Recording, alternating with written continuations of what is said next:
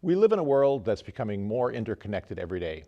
When it comes to infectious diseases, that interconnection can be problematic. Every year we hear about that interconnection when we deal with influenza, which has a global reach. However, in the last 12 months, the global nature of infectious diseases has been highlighted like never before. Besides influenza, we've had Ebola, bird flu, measles, and now Zika virus, among a host of others showing up in the United States. It's important to learn about these infectious diseases so we can effectively address them and prevent them from creating devastating consequences. Since Zika is a virus most of us have not heard of, and because of the rapidity at which it is spreading and the suspected dire consequences it has for unborn babies, we need to quickly learn more about Zika. That's what we will do on today's episode of A Public Health Journal. Please stay tuned. Welcome to A Public Health Journal, a program that explores public health issues facing our society today and tomorrow. The host of the show is Dr. Ed Ellinger, Commissioner of Health for the state of Minnesota. A Public Health Journal is sponsored by the Minnesota Department of Health and the Hennepin County Human Services and Public Health Department, all working together towards the goal of healthy people living in healthy communities. Welcome to A Public Health Journal. Today we're going to discuss the Zika virus, a virus that seemed to come out of nowhere and create international concern to such an extent that the World Health Organization has declared Zika a public health emergency. I've invited Dave Neitzel to join us to talk about the Zika virus. Dave is the supervisor of the Minnesota Department of Health's Vector-Borne Disease Unit. He has worked on monitoring and prevention of mosquito and tick-related diseases in Minnesota since 1985. Dave, welcome to our program. Thank you. Talking about Zika, something we really had not heard of until this year. So give us a little bit of background. First of all, where did the name Zika come from for this virus? Zika is named after the Zika forest, a little patch of woods in Uganda. This virus has been known to science since the 1940s, 1947. And since that time, it has not really been associated with that much illness. And just in recent years, we've had outbreaks of Zika virus illness in various parts of the world. All right, so it started in Africa. In Africa. As best we know. And then it got to Indonesia and in the Far East. How did that happen? Well, we think that it was due to movement of people infected with the virus. People are the reservoir for the virus. In other words, if a mosquito infects a person with the virus, for a little while that virus is circulating in our blood. And if we get on a plane and move to a different part of the world, we can move the virus to a different part of the world. The other way that this virus could be moved is in the mosquitoes themselves. Mosquitoes are very good at being transported around the world and on ships and planes. Mosquitoes lay their eggs in all sorts of places, and if those eggs are transported across the world and then are flooded by rainstorms wherever they end up, you can have mosquitoes move too. Okay, so now, so I understand like 2007 or so, it was in the Far East, and then all of a sudden this year, or within the last 12 months, we started to hear about it. Give us a sense of how we all of a sudden realized we've got something in the Western Hemisphere. Well, last summer, in parts of Central and South America, Zika virus showed up. We're dealing with a reality where in recent years there's been a lot of dengue virus transmission and also chikungunya virus, two other mosquito-borne viruses. So people in Central and South America, they're already looking for mosquito-transmitted diseases. And I think we have actually a map that shows where we're seeing most of the virus now in this. Right, and that map is rapidly changing. We encourage folks to check the CDC website for the latest distribution of Zika virus, but mainly we're talking about the tropical and subtropical parts of Central and South America up into Mexico. When this virus shows up in a new area, the people that live in that area have not been exposed to this virus before, so you can have fairly explosive outbreaks. People are susceptible to the virus, and it can move quickly through human populations. So it started in Brazil, at my understanding, back in this hemisphere? We think that it started somewhere around there, yes, and it's rapidly moved from there. Okay, so I've got another slide here about the virus transmission, because I think people would really like to know, all right, how does it get transmitted? So maybe you can walk through, because people are wondering, am I at risk, and who is at risk? Right. So maybe you could kind of walk through, and we've got this little thing on the screen that'll show sort of what you're talking about. Well, first of all, you need the right mosquitoes. There are lots of different types of mosquitoes in the world. Here in Minnesota, we have 51 different species. With Zika virus, there are two species of mosquitoes that are thought to do most of the virus transmission. One is the Aedes aegypti mosquito. We think that's the one that's mainly involved. And then there's a mosquito called Aedes albopictus, or the Asian tiger mosquito. Now, if these mosquitoes bite somebody that's carrying the virus is able to survive inside the mosquito's body and replicate. And so when the mosquito feeds on another person, as soon as that mosquito's mouth parts get underneath your skin, as soon as it starts to bite, it can transmit the virus. It all happens very quickly. And it just goes in that cycle then from people to mosquitoes and back and forth. Okay, so you have to be exposed to a mosquito who's bit somebody else who's had the virus. Right. Now, I understand recently there's been some concern that actually the virus could be transmitted by sexual intercourse. That's a possibility. There are a couple of documented cases. When push comes to shove, though, this is a mosquito-transmitted virus, and most people that are going to be infected with this virus are probably going to get it the good old-fashioned way through mosquito bite. There are other ways that people can get it too. Blood transfusion is a theoretical risk, and I know that in North America here, people who have traveled to Zika infected areas, they've been asked to defer themselves from giving blood for a few weeks after they've returned, just to be on the safe side. All right. And you talked about the two kinds of mosquitoes. Let's talk a little bit more about those, the Aedes aegypti and the Aedes albopictus. We've got a little picture of those and slide that talk a little bit about that, how they develop, how they transmit, how they propagate. These are mosquitoes that are what we call container breeders. Mosquitoes in general need water for their immature stages to reproduce in. And when people think about where mosquitoes come from, they think of swamps and puddles and wetlands, things like that.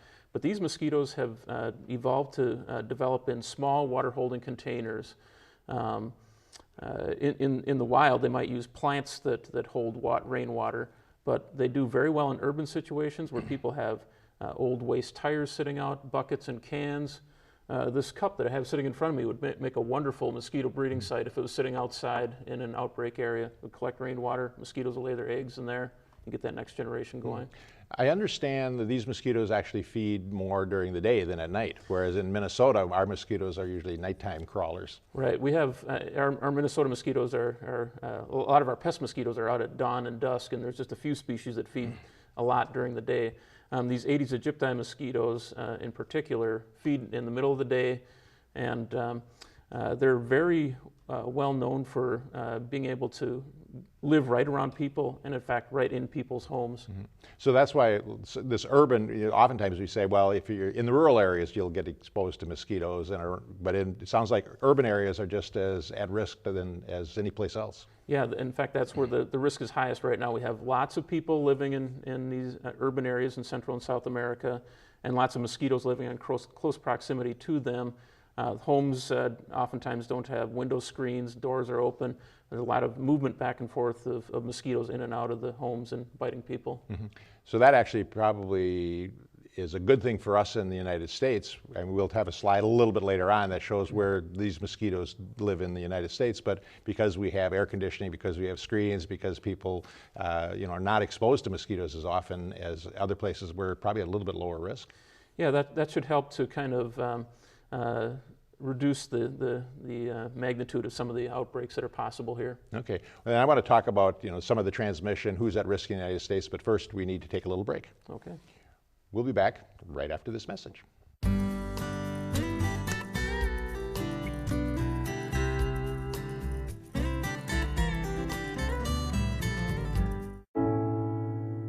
When I was 6, my days were spent playing basketball.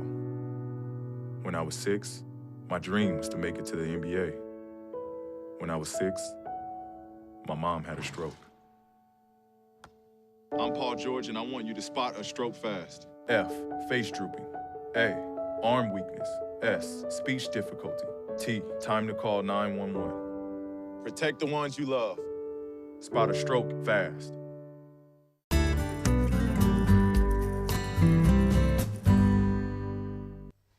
Welcome back. We're talking about the Zika virus transmitted by the Aedes aegypti mosquito with Dave Neitzel from the Minnesota Department of Health. Dave, let's talk about this virus in the United States. We know from the map that we showed earlier that certainly around Central and South America and Mexico, there's been rapid spread. Where does this mosquito exist in the United States and who's at risk. And so we have a little map here that shows, from what I understand, where these mosquitoes could be in the United States. Right. Again, with the two mosquitoes that are known to transmit this virus, Aedes aegypti mosquitoes are found just in the very southern tier of states in the United States, primarily in the southeast, Florida and some of the states around there, over to Texas in the west, and small populations in California. The Asian tiger mosquito is common a little bit more, well, it's a little bit more widespread in eastern North America. This is a mosquito that has been transported around much of the eastern United States in shipments of used tires, unfortunately. So it's established over a wider area. But most of the risk is still thought to be kind of in the southeastern U.S. Could those mosquitoes migrate up to Minnesota? Could we be at risk here at some point? The Asian tiger mosquitoes have made it as far north as Minnesota. We found the first infestations of them in 1991 here in the state. And since that time, we found 16 different infestations, and those have been dealt with aggressively with mosquito control measures, but also our Minnesota winters. And what we're lacking is any evidence that those mosquitoes have been able to survive our winters and be around the next spring. So we have kind of, seasonal influxes of these mosquitoes, but they're very small, they're very localized to industrial areas, and so the risk to Minnesotans is very, very small. And I understand that the Aedes aegypti transmits the virus much more easily than the Asian tiger mosquito, which is the one we sometimes see up here. Right. Why is that? Why do they do it differently? Well, it just relates to the physiology of the mosquito. Some mosquitoes are just better at maintaining the virus. This virus has had a chance to develop with Aedes aegypti mosquitoes for a long time, and it just survives better in these mosquitoes and is more easily transmitted by them. Okay, so let's talk about the disease itself. Zika, you said it's been around since 1947, and people weren't paying much attention to it. Why did they not pay much attention to it? Is it not a very bad disease? Yeah, in the world we have several hundred mosquito-borne viruses that are known, and this was one of the ones that was thought to be very clinically mild, and it is for most people. About 75 to 80% of people that are bitten by Zika virus-infected mosquitoes get infected with the virus, but are able to fight off the virus without any symptoms whatsoever. They're fine. And almost everybody else gets a very mild illness, maybe with fever, rash, joint aches, and some people develop pink eye too. And it's just been this identification of potential birth defects. That's what's really changed things for Zika. Mm-hmm. So tell us a little bit more about that. How did that kind of come about, that link between Zika and microcephaly? Well, medical providers and scientists in Brazil in particular noticed that there were a number of pregnant women that were giving birth to children that had a condition called microcephaly, an abnormally small head. And it seemed to be much more happening much more frequently than people recalled in the past. And at least some of those cases have been closely tied to this virus. We're still learning more. We're in a situation where we're learning just how often this might occur. But it appears that a number of these children were indeed infected with Zika virus. So the World Health Organization, as I said in my opening, has declared this a public health emergency. Why, given the fact that it is generally a mild disease, why are they declaring it a public health emergency? I think it is just because of this potential for birth defects. And for Minnesotans, of course, it's primarily a risk for traveling Minnesotans. It's not a risk here. So we want Minnesotans to know that if they travel to parts of the world where this virus is occurring, they should take precautions against mosquitoes. And so what are the recommendations around travel? Should people not go to these places, or should they take precautions while they're there? If you're pregnant, should you not go? What are the recommendations right now? Well, the first thing that people should do, even Zika virus aside, before they travel to other parts of the world, is to gather information. Go to the Centers for Disease Control website, perhaps consult with their doctor, or for some people that travel, they also will go to a travel clinic before they travel, especially if they go to malaria endemic parts of the world. But gather information on the disease risks of where you're going. If you are going to a Zika outbreak part of the world, bring along the mosquito repellent. Repellents that contain DEET are still the frontline repellents against mosquitoes. There are alternatives, repellents that contain picaridin or oil of lemon eucalyptus. Those are a couple of good alternatives. But bring that repellent along and use it during the day, and especially not so much if you're laying out on the beach wherever you're going, but back kind of where you're staying, the hotels or dwellings where you're staying. That's where those mosquitoes might be hanging out. Mm-hmm. I think you make a good point, is that we have lots of infectious diseases throughout the world that people have to be aware of, so that just because this is now the hot topic, Zika, you can't really negate some of the malaria, the dengue, the chikungunya, the other kinds of infections. Right, and I think that's been one of the main lessons that I've learned in my career, that the world is a small place, and it's pretty easy to for people as they move around to experience different disease risks, and it's pretty easy for pathogens or disease agents and sometimes the mosquitoes or ticks that transmit those to be moved around too. World's a small place. Right. So any recommendations when people come back from, let's say they've been in Brazil or Mexico and they come back, and if they don't have any symptoms, should they do anything? Or if they develop some symptoms, what should they do? Well, again, the other recommendation, of course, is if you're a pregnant woman, you should consider maybe skipping that trip to a Zika-infected area. But after people have come back, if you are a pregnant woman, consult closely with your physician, and testing can be done for the virus, but there's also just monitoring, the usual monitoring of the pregnancy with ultrasound and other methods to make sure that development is occurring nicely. That should be done. For people who are not pregnant, if you come back and you're doing fine, like I said, if you're a good citizen that likes to donate blood, you might want to hold off on doing that for a little while. I saw actually a recommendation that it should be a month down. Yeah. It just came out today or yesterday that I saw that. Right. But know that if you were infected with the virus, it'll eventually pass, and you'll be just fine. You develop antibodies that will protect you against that same virus on into the future. Right. Well, and I also want to talk about sort of the mosquito control efforts that are going on throughout the world. But first, we need to take another little break. Okay. We'll be back right after this message.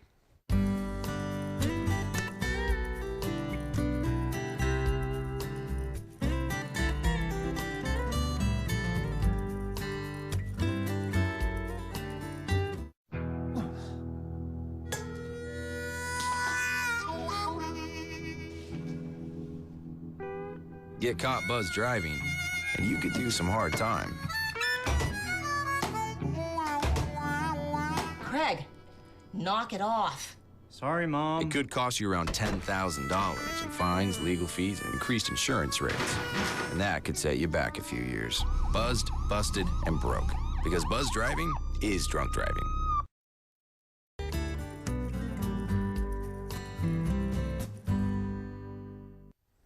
Welcome back. We're talking about the Zika virus with David Neitzel from the Vector-Borne Disease Unit of the Minnesota Department of Health.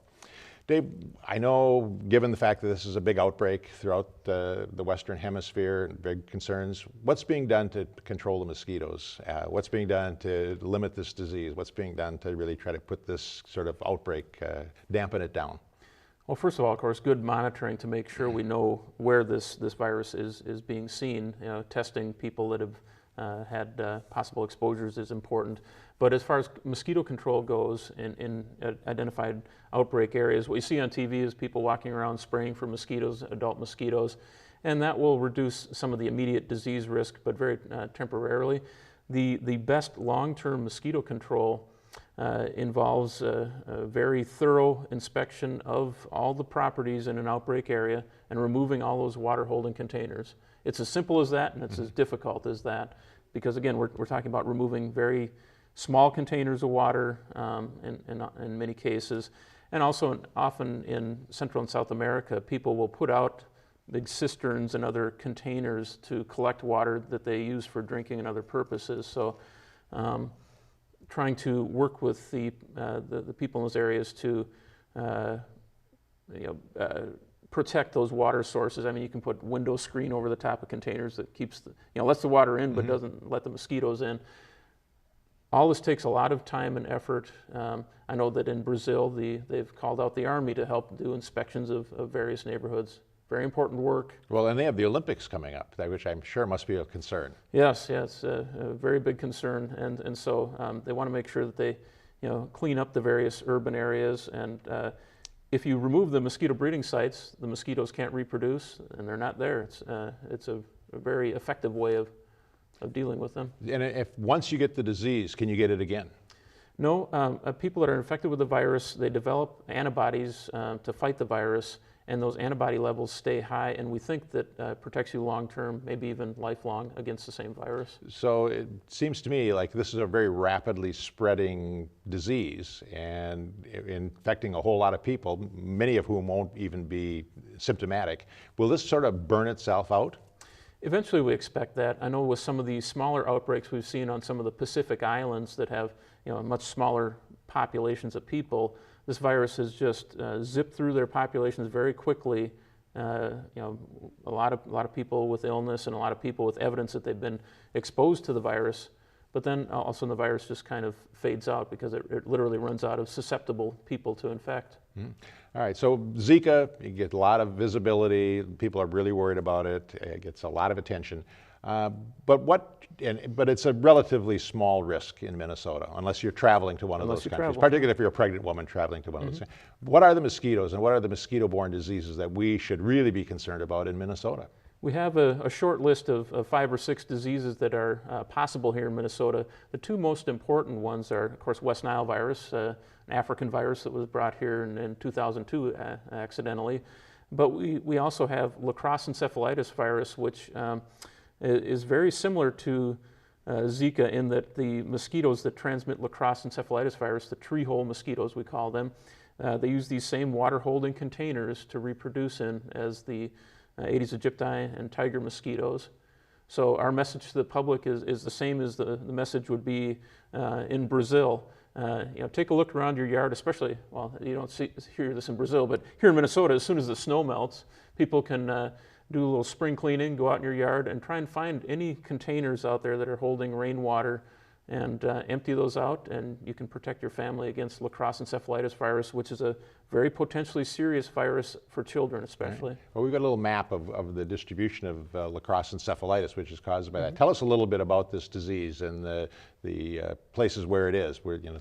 Yeah, it's a disease that was what's called lacrosse encephalitis because it was first described in a child who was seen at a hospital in La Crosse, Wisconsin. This is back in the early 60s.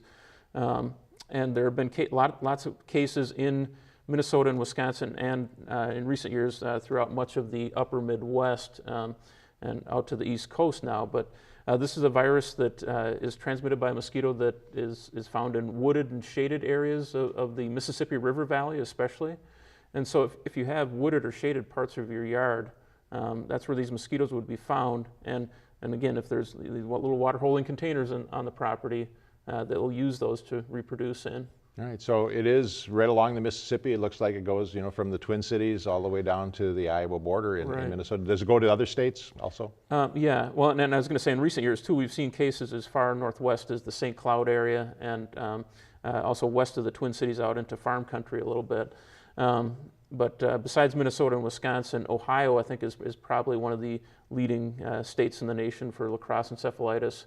But cases have been seen all the way over into the Carolinas in recent years. How many cases do we see generally each year? On average, about 3 to 6 cases are reported every year in Minnesota. We've had years where we've had up to 12 to 15 cases. But this is a disease that doesn't occur necessarily in huge outbreaks, but it occurs in little neighborhoods or neighborhood-sized focuses where we have lots of these tree hole mosquitoes. And what we do at the Minnesota Department of Health, we investigate each one of these cases, and invariably when we go out to the neighborhoods where a case has occurred, we find lots of old tires, 5-gallon pails, and other water holding containers. Is the transmission the same from the human to the mosquito to a human? Well, with lacrosse virus, it's a little bit different. The reservoir for the virus there is small mammals like chipmunks and gray squirrels. So the virus circulates back and forth between mosquitoes and those animals. But these mosquitoes aren't that picky. They'll feed on humans too.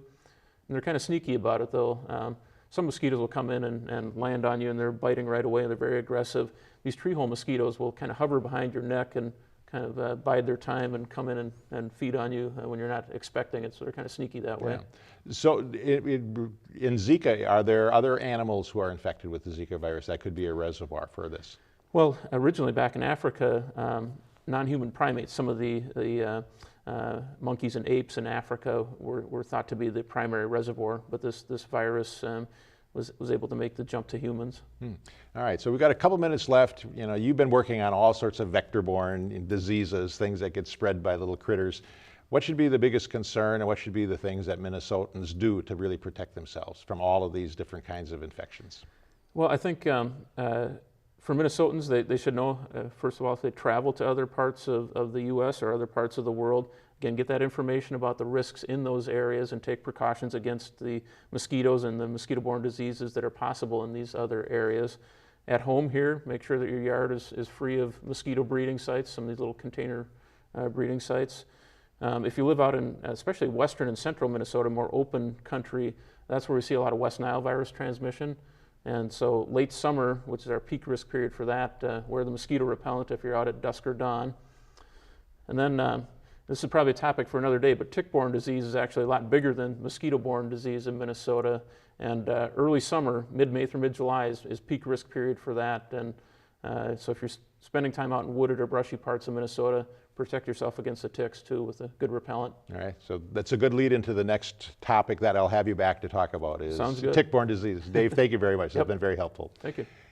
I'll be back with a closing comment right after this message.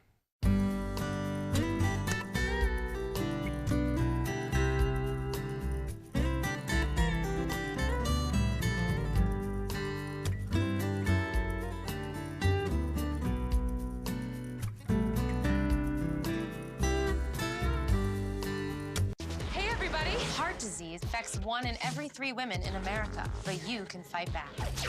There's no time to lose. Mothers, sisters, daughters, families, and friends, it's time to shout louder, stand stronger, and demand change. Let's go! To the Batmobile. Dang it. To the invisible jet! Dang it. Together, we can put an end to heart disease. It's time to go red for women. I could use your help. Yeah! Learn more from the American Heart Association at www.goredforwomen.org.